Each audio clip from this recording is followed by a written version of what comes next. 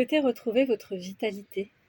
Vous vous sentez fatigué, votre corps lourd, vous avez peut-être vécu une dépression, un burn-out, une situation qui vous a fait perdre des capacités, ou alors vous souhaitez tout simplement développer votre vitalité. Car la vitalité du corps, c'est aussi celle de la vie. Eh bien, je vous propose de vous partager mon chemin et la méthode qui m'a permis de retrouver cela, partant d'un burn-out et arrivant jusqu'à la pratique du trail, de natation, une reprise d'une activité professionnelle très prenante, active, et d'autres activités encore. Je suis Sylvie, Marie-Âme. Je vous accompagne dans le retour à votre véritable essence, à vivre le plaisir d'être vous-même, et je vous guide à voir l'extraordinaire dans l'ordinaire. Je suis notamment thérapeute, auteure, semeuse d'inspiration et gardienne d'espaces de transformation individuelle et collective.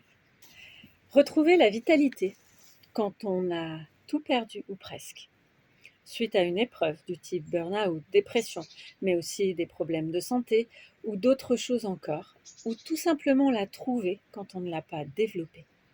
Eh bien, c'est possible et je viens en témoigner. Il y a 5 ans, j'ai vécu un burn-out. Un burn-out puissant, très fort, puisque derrière, j'ai enchaîné avec 4 années de congé longue maladie. Ça a été une suite d'épuisement, une suite d'effondrement, de maladies qui s'enchaînaient, jusqu'à n'avoir plus que la force de regarder les fleurs de mon poirier s'ouvrir. Et même, j'en suis arrivée à ce que le médecin qui me suivait me parle de fibromyalgie. J'avais mal partout. Mes articulations, mes muscles me faisaient mal. J'avais 45 ans et je me demandais s'il était possible que je vive une vie alors que peut-être que des personnes de 75 ans se sentaient mieux que moi. Et ce diagnostic de fibromyalgie m'a créé un électrochoc, véritablement. Il se trouve qu'à ce moment-là, j'avais décidé de rentrer dans une formation de sophrologie caïcédienne. Et bien maintenant, je fais du trail, je nage, je marche aussi en montagne. J'ai une activité professionnelle de cadre dans le social qui est très prenante. Je m'occupe d'une maison toute seule. J'ai des enfants, certes grands, mais tout de même. Et d'autres choses encore. J'écris des livres, j'anime des ateliers, bref. Voilà. Une vie très dynamique et une activité que je n'aurais pas pu imaginer à cette époque-là. Alors, que s'est-il passé avec cette entrée dans cette formation, cette pratique, cette méthode qui est en fait une pédagogie de la vie? C'est véritablement une méthode, une pratique d'équilibre de la conscience. La conscience, à cet endroit-là, s'entend comme l'énergie d'intégration du corps, de l'esprit, de la conscience et de l'âme. Comment est-ce que cela s'est produit? Eh bien, au début, soyons clairs, quand je suis rentrée dans ces pratiques, je m'endormais à chaque fois. Je ne pouvais pas rester assise, j'avais des douleurs. Debout, j'avais des douleurs. Je m'endormais. Bref, aucun plaisir. Pour autant, quelque chose d'inexorable à l'intérieur de moi me guidait à continuer. En même temps, je n'avais que ça à faire, de toute façon. Et l'avantage de ces pratiques est qu'elles étaient douces. Je les ai donc répétées, au moins 2 pratiques par jour. Et leur grand avantage était qu'elles ramenaient l'esprit dans le corps, donc ma conscience se trouvait ici pleinement présente, cette pleine présence, corps-esprit, ici maintenant, que ces pratiques n'orientaient la conscience que vers le positif dans mon corps, et que je pouvais les adapter à mes capacités. Parce que franchement, à l'époque, je ne pouvais pas soulever mon bras comme ça, c'était hyper douloureux. Maintenant, voilà, les choses ont changé. Et donc, Grâce à cette pratique qui fonctionne par la répétition, bien évidemment.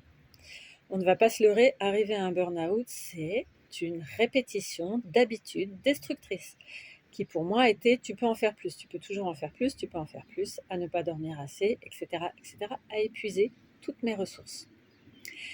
Eh bien, ça va être la même chose, sauf que là, le fonctionnement de la conscience qui était inconscient et toxique pour moi avant est devenu conscient. Donc, 1 à 2 fois par jour, j'activais, selon une intention, un objectif, ma conscience positivement vers moi-même. Et petit à petit, goutte à goutte, la transformation s'est faite. Tout d'abord, en venant vivre positivement la présence de mon corps, parce que franchement, ça n'existait plus beaucoup. Et puis positivement, la présence de mon esprit, que je n'avais pas très positive non plus, puisque eh bien, c'était quand même mon esprit qui nous avait mené à cette suractivité et ce feu intérieur qui avait tout brûlé. Et puis ensuite, à aller encore au-delà, à vivre les émotions positives du passé, à les projeter vers le futur, à vivre cette tridimensionnalité passé, présent, futur dans la pleine présence, à enfin me vivre à la fois présente, avec un passé positif, et Dieu sait que je ne l'avais pas au début, et à me projeter en confiance vers un futur. Et ce sont ces 2 éléments qui permettent d'être pleinement serein, présent, maintenant, ici. J'ai tout d'abord retrouvé le sommeil, ce qui a été très positif, puisque j'ai pu vivre les pratiques en conscience sans m'endormir. Et comme nos journées sont en miroir de nos nuits, inutile de vous dire à quel point mes journées petit à petit se sont transformées. Ensuite, j'ai vécu quelque chose d'incroyable. C'est cette idée qui a jailli que j'allais aller faire du surf l'été suivant. Nous étions, je crois, au mois de mars. Un de mes fils m'a dit « C'est maman, pour faire du surf, il faut quand même réussir à faire 10 pompes au sol, sinon tu ne pourras pas te lever. » Bon, la première pompe, je l'ai faite sur une commode et j'ai pas réussi à aller au bout. Mais en même temps, dans le même temps, nous venions de rentrer dans la pratique de la vivance positive des muscles, c'est-à-dire le ressenti positif des muscles. Et c'est ça qui est incroyable, c'est que je n'avais pas consciemment corrélé les deux, mais arrivant sur les muscles, quelque chose s'est mis en place en moi. Et donc tous les matins, j'ai fait petit à petit mes pompes sur ma commode, j'ai fait mes pratiques de perception positive des muscles. Eh bien, au mois de juillet, lorsque nous partions à l'océan, je faisais 10 pompes au sol et j'ai fait du surf. Bon, à ma façon, hein, d'accord. Mais j'ai fait du surf et je me suis régalée. Et puis autre chose, je croyais que je n'avais pas de souvenirs positifs de mon passé. Eh bien, de pratique en pratique, j'ai construit, j'ai reconstruit, j'ai découvert en moi tout un passé positif qui est venu s'inscrire jusque dans mes os, jusque dans mon squelette. Et puis encore autre chose, c'est vivre ses valeurs dans son corps. Car en fait, c'était bien ça, c'est que je n'étais pas en train de vivre mes valeurs dans mon corps. Je vivais les valeurs extérieures de la bonne élève que j'avais été et que je croyais que je devais être et faire. Et mes valeurs ne s'inscrivaient plus dans mon corps.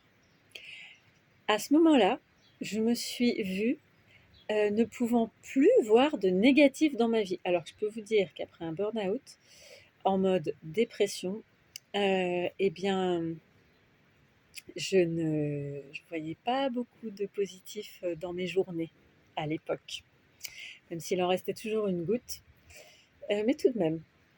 Et là, je ne voyais plus dans chaque situation que du positif, la façon d'aller de l'avant, ce qu'exprimait chaque situation en termes de valeur. J'ai voulu continuer, j'ai fait 3 ans de formation en sophrologie caïcédienne parce que vraiment la transformation était gigantesque. Et d'ailleurs, à l'issue de cette première année, eh bien, j'ai fait une candidature, un recrutement sur mon poste de cadre. Et j'ai été incroyablement surprise de voir que toute ma vitalité était là, prête et revenue, disponible. Je faisais du trail déjà depuis 3 mois. Bref, en 1 an, ma vie s'était transformée. Et puis j'ai continué. J'ai continué avec plein de merveilles qui se sont présentées à moi. Pour n'en citer que quelques-unes, l'une d'entre elles était de vivre la dimension d'amour de mon âme à l'intérieur de moi-même. Et également d'aller dans la rencontre, l'espace de la rencontre avec l'autre. Parce qu'évidemment, dans ces phases de renfermement et de grande détresse intérieure, eh bien, il y a une forme de fermeture qui s'installait. De vivre la rencontre dans cet espace où chacun vit sa liberté, en responsabilité. Et puis à la fois, dans cet instant du présent où chacun incarne son passé, présent, futur, qui sont là à cet instant, et dans la dignité qu'est chacun. La dignité, c'est ce précieux qu'est chacun. Voilà pour ce qui était de cette phase de transformation. Et j'ai véritablement vu ma conscience et ma vie, mon quotidien, totalement se transformer. Non pas comme c'était avant, mais encore différemment. Puisque mon avant m'avait conduit au burn-out, c'est une véritable renaissance. Et je suis encore émerveillée à chaque fois que je vais courir en montagne ou mille choses encore. Donc vraiment, retrouver sa vitalité, c'est possible. Ça demande un engagement vers soi-même. Un engagement dans plusieurs dimensions. La première, c'est d'instaurer une nouvelle habitude, car nous sommes le fruit de nos habitudes. Je vous ferai une vidéo sur l'intégration dynamique de l'être, et c'est véritablement ça. Nous sommes le fruit de nos habitudes. Habitude d'agir, habitude de penser, habitude émotionnelle. Et notre corps traduit cela. Introduire une nouvelle habitude d'équilibre de la conscience. Mettre le corps en mouvement. Lorsqu'il n'y a plus de vitalité, les muscles se ramollissent, les douleurs arrivent, tant dans les muscles que dans les articulations. Nous sommes des êtres de mouvement. C'est ainsi que nous sommes constitués, par nos muscles. Et lorsque nos muscles vont bien, la circulation s'active dans notre corps, et notre corps cesse d'envoyer des messages d'urgence à notre cerveau, qui ne génère alors plus ces pensées négatives, de tristesse, de problèmes, de difficultés, mais qui vient être disponible et créatif pour exprimer notre essence, qui nous sommes.